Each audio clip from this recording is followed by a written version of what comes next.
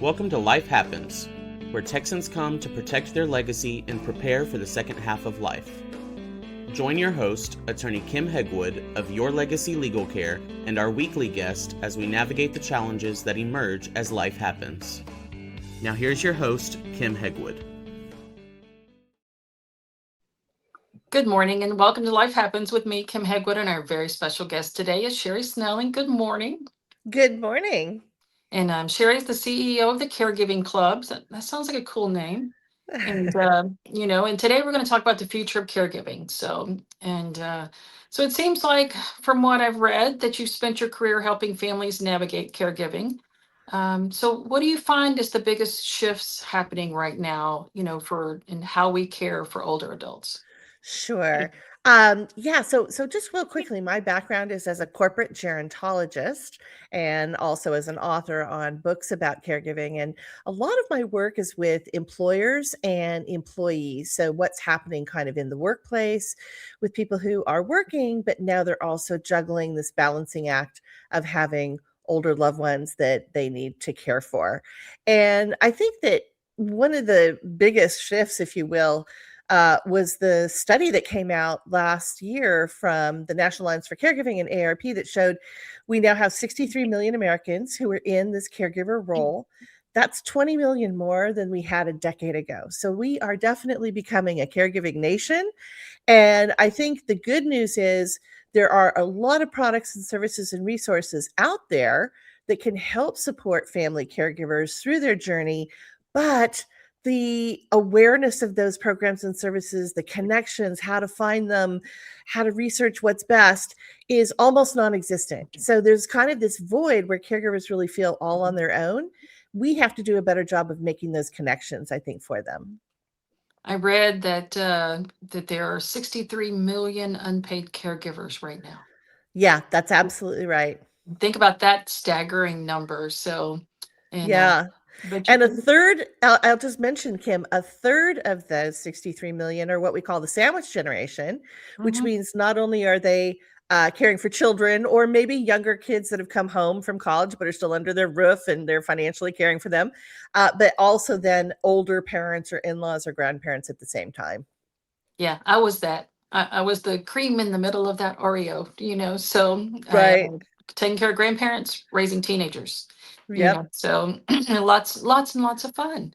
Yeah. And so, but your book, MeTime Monday, focuses on, caregiver well-being. And that's a huge thing for me. Caregivers taking care of themselves. And so I tell people a lot, that my grandfather taking care of my grandmother, he didn't do it well. He, started having strokes because he wasn't taking care of himself. So I'm always on people. Hey, you got to take care of yourselves. You got to sleep. You got to do something fun, And but tell our listeners why self-care is still the most overlooked part of our caregiving journey. Yeah, it's really interesting because I've been in this kind of the space of caregiving now for over 20 years. And way back when, I was with the National Alliance for Caregiving on their board, and we funded some research around caregiver health risks. It was really the first study and survey that took a look at how our own health as caregivers may be impacted. And it was pretty staggering because the statistics were, not getting enough sleep, obviously nutrition and exercise out the door, mental health being impacted, lots of obvious negatives, if you will. So I've been a self-care advocate for caregivers for such a long time. I think the hardest thing for caregivers is we're not maybe as prepared for the senior care part of our lives, and therefore we kind of almost enter it sometimes in a crisis. Maybe mom's fallen and she's broken her hip and she's in the ER, and now all of a sudden you have to coordinate rehab and what needs she has in the home, or dad is diagnosed with something like dementia, and now there's all kinds of considerations there. So we have to drop a lot of things in order to now focus on this new area that we had not expected.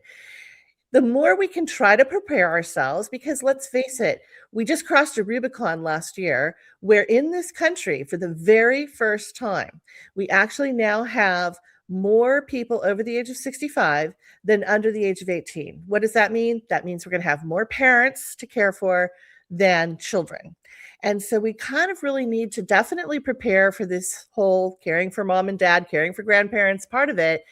And I also think that it's easy to say, oh, well, get better sleep, work out, whatever. Caregivers have no time. Their time impoverished.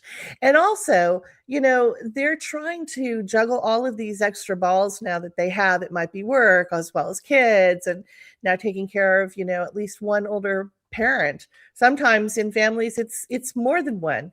And the ball that gets dropped is the one that says me. So my mantra to caregivers and what MeTime Monday was all about is just find 7 minutes. 7 minutes or less. What are little things that you can do in these quick little short pockets of time, which are those are manageable, even when we're feeling overwhelmed. What can you do for yourself? And maybe you start out with just the very first week, it's just 7 minutes a week. If you can build up to 7 minutes a day, even better. But little things where we can feel like we're taking the power back of our own health. We have control again over our own lives. And Monday is the science behind when we want to start healthy habits. And I learned this when I worked with the nonprofit Healthy Mondays campaign. Monday is the day we're most successful. And it doesn't mean we have to do our little routines on Mondays. It's just that Monday is the day that you kind of pause.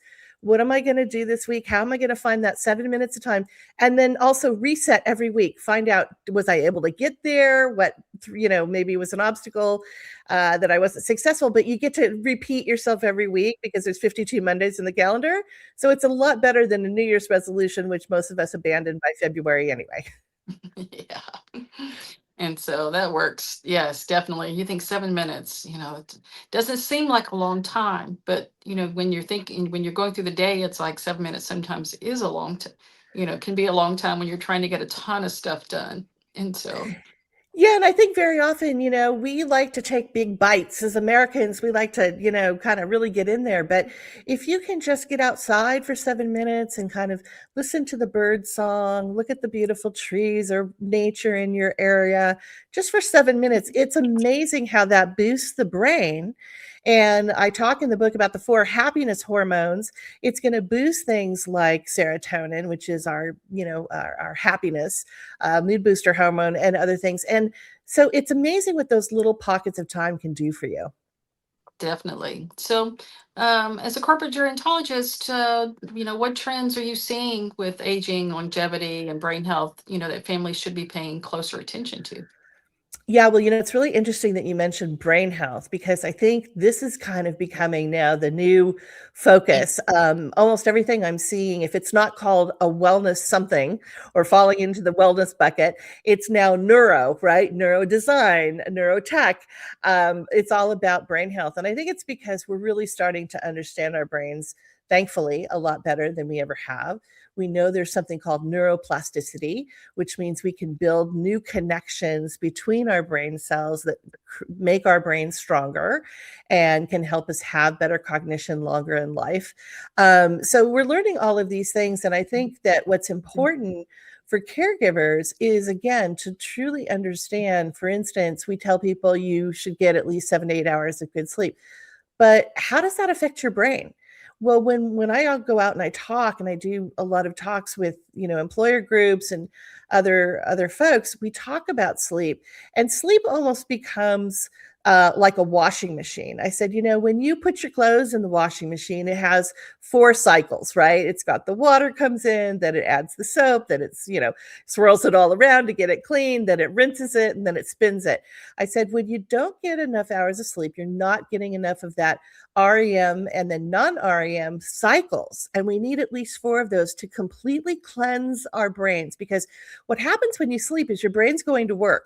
It's working out all the toxins, it's modulating the intense emotions you had during the day. It's consolidating your memories and storing them. It's doing muscle repair and cellular repair. So important for us, not just from a physical standpoint, but a mental health and cognitive standpoint. So when you deprive yourself of those cycles and you cut off a couple, you can imagine how that's impacting your overall health. So once we start to understand what this means, I see a lot of aha in the audience. It's like, oh, I've always been told to get sleep, but I never knew why. So I think that's one of the exciting things. The other thing I think that I see kind of trending is we're also starting to recognize how important our environments are in our overall health and mental well-being. And when I say environments, I don't mean kind of like the environmental movement that many of us are familiar with.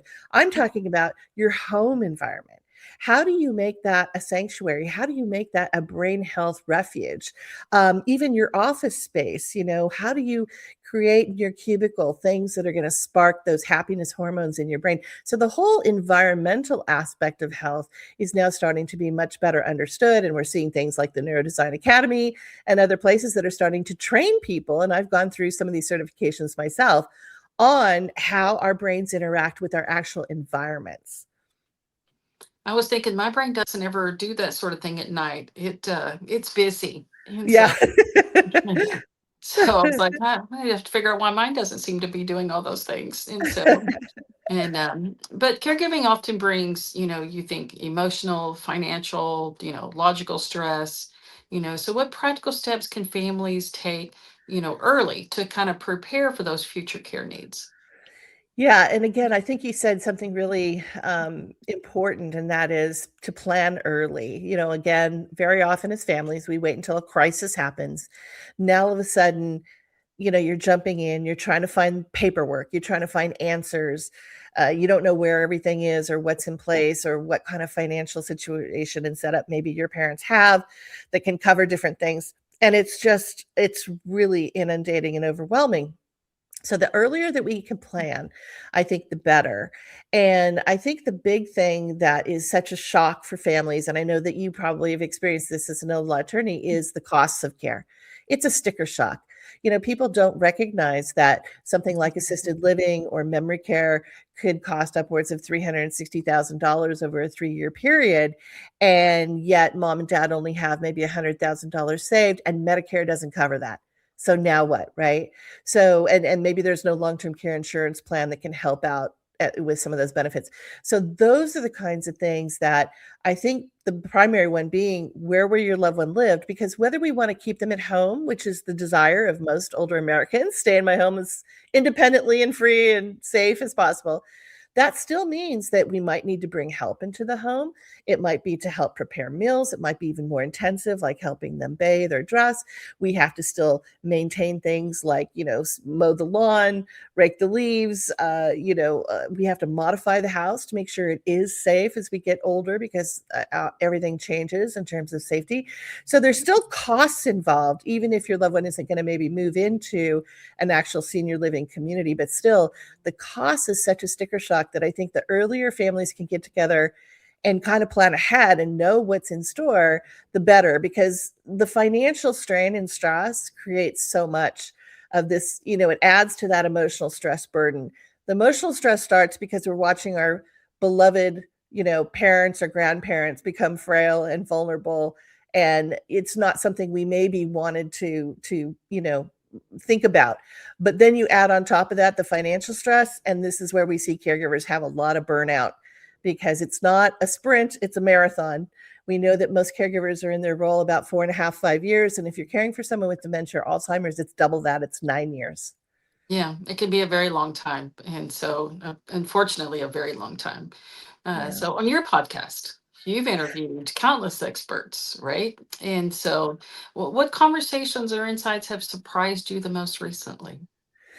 Yeah, that's such a great question. When I saw that you're going to ask me that, I started thinking I have interviewed so many people that just fascinate me, like you. I love talking to everybody, learning new things, having these conversations, which are so important. I think there's one that really sticks out in my mind. We just started our season 6 of our podcast, and it was actually from a couple of years ago, but it was a professor at the University of Oxford, and his name is Charles Spence. And he is the world-renowned gastrophysicist, which a lot of people say, what does that mean? He is actually a neuroscientist, but he also studies things like nutrition and digestion and how it interacts with the brain. And so he has written books and come up with a lot of research around what he calls sonic seasoning and musical menus. And what that means is he has now shown that, for instance, he's doing a lot of work in assisted living and memory care communities right now.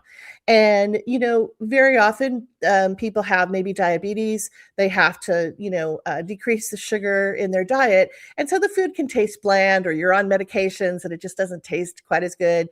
And so what he's found is if you play high, like kind of soprano or a high tinkling piano, or, the higher sounds on the sonic spectrum, the food will taste 25% sweeter doing nothing else to it except for playing the music in the background. On the Wow. flip side, if you've got high blood pressure and you need to lower your sodium and your salt in your diet, then you play, the baritones. You get out your Johnny Cash, your Johnny Hartman, your Elvis, whatever it is. And that is going to make the food taste 38% more savory, that umami that we're all searching for. I find that fascinating. I love stuff like that. I'm like, wow, makes you want to go home and turn music on for breakfast and dinner to see if it really works. Difference. Exactly. It's like, So wow. when I get to talk to people like that, I'm like, I love my job. Definitely, so definitely. I've been blessed. I've had a lot of very interesting people that have been on my podcast. And so I can appreciate, going, wow, that was interesting. And so, Yeah, I find it fascinating. The brain is just so complex, and you think, wow, it's, there's still, we'll never, in countless lifetimes figure it all out, but it is a fascinating thing for sure. And so, but if you could give caregivers that one mindset shift that would change their daily experience, what would it be and why does it matter? Well, I think there's a couple of messages. First of all, I think the overarching message that I've been trying to get out for 20 years is both the self-care message and how do you do that easily and simply for your lifestyle, but also the message that you're not alone. And it's something I've heard, I still hear after all of these years being in this, is that you might have a caregiver who is married or has a partner, who has adult children, who has siblings, has friends, and yet they'll express the feeling of being all alone in their caregiving journey. And I think part of that is because very often the caregiving will fall on the shoulders of one person, even if there's multiple siblings or others that can help out. And I also think that, again, we need to kind of prepare ourselves for this role later in life, because I talk about in my book, I call it Gen C. We have Gen X and Gen Y and everybody now Gen A, I think is the next one. I call it Gen C, Generation Caregiver. And if you think about our lifespans, because that's what gerontologists study, we study what we call from the womb to the tomb, what makes people healthier, happier throughout their life. We start life being cared for. We end life being cared for. And then in between those two endpoints, we are in caregiving situations. We're forming friendships. We're forming partnerships. We're forming, marriages. Maybe we're having children. We're taking care of, older parents or grandparents. We're taking care of a spouse, maybe a sibling, maybe a friend. But throughout our life journey, we are in a care role. The one we're not prepared for and don't think a lot about are those roles at the end of life rather than the beginning of life. And so the more that we can see it as a continuum and kind of normalize this caregiving journey throughout life and kind of know what the steps are to be prepared, we get 9 months to prepare for baby. How do we better prepare for maybe the senior care part, which many more of us will probably play that role. Even, the people who don't have children still might be caregivers to older parents. So I think if we can start to embrace this Gen C, and also if we can start to connect people to good resources, one of the things that just makes me almost sad, and I'm trying to do now newscasts on my YouTube channel, is that there's so much out there that caregivers tap into and they have no idea about it, because a lot of these companies or services maybe don't have the advertising dollars, or they don't just have the awareness for it. And so the more we can guide caregivers to things that are really going to help them, and again, help them get that 7 minutes back in their life. That's kind of my new mission in life, is to make those connections.